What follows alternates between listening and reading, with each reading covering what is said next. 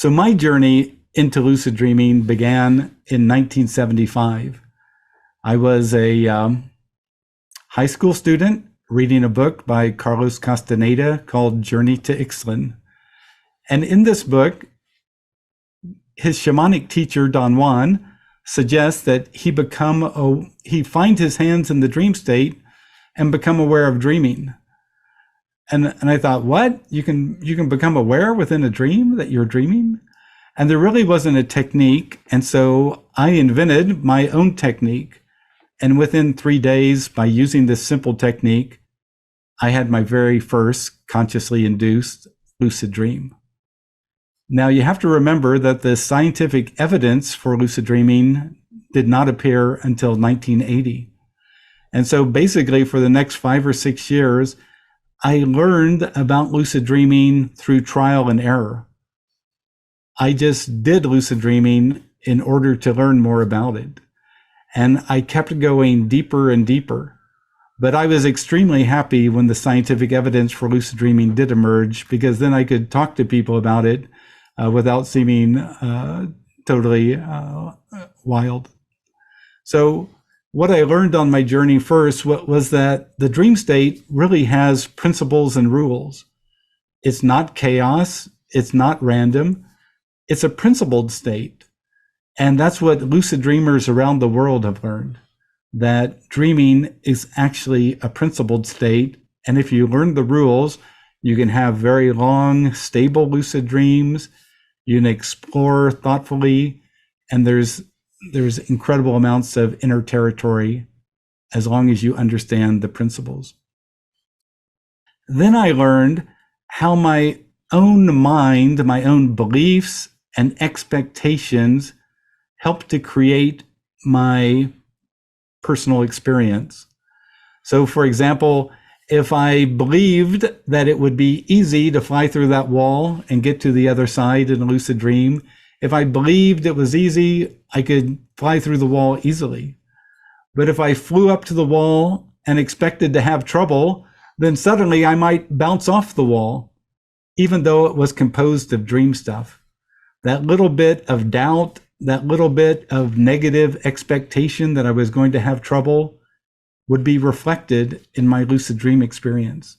So I began to see how important it was that I improve and clarify my own beliefs and expectations, my own focus and intent, and all of that.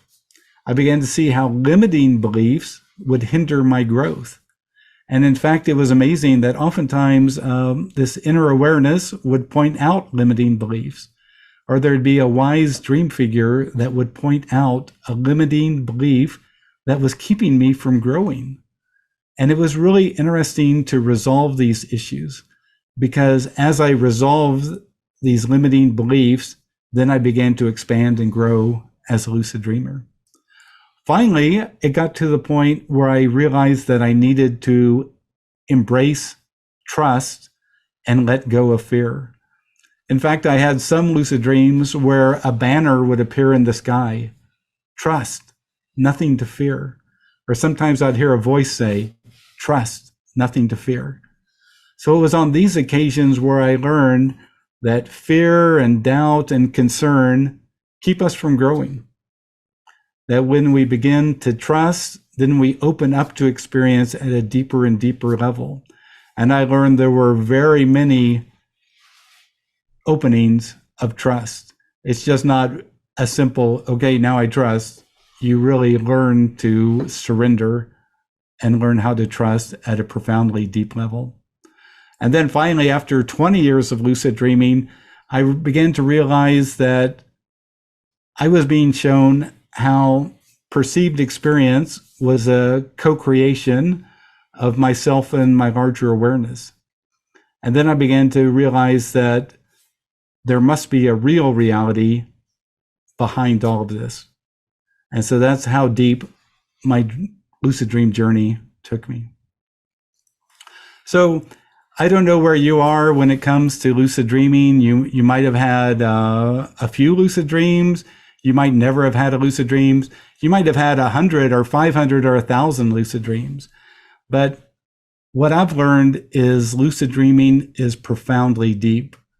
Now, Lao Tzu said the journey of 1,000 miles begins with a single step.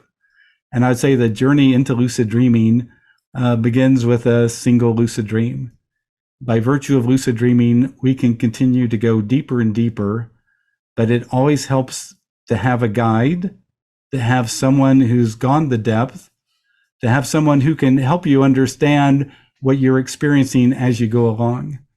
In fact, I've met some people who have read my books, and within 30 or 40 lucid dreams, they're having just extraordinary lucid dreams. And I asked them, how did you manage to do this? And frequently they'd tell me, we read your book, we followed the principles, and that just allowed us to go deeper so much more quickly than we would have otherwise.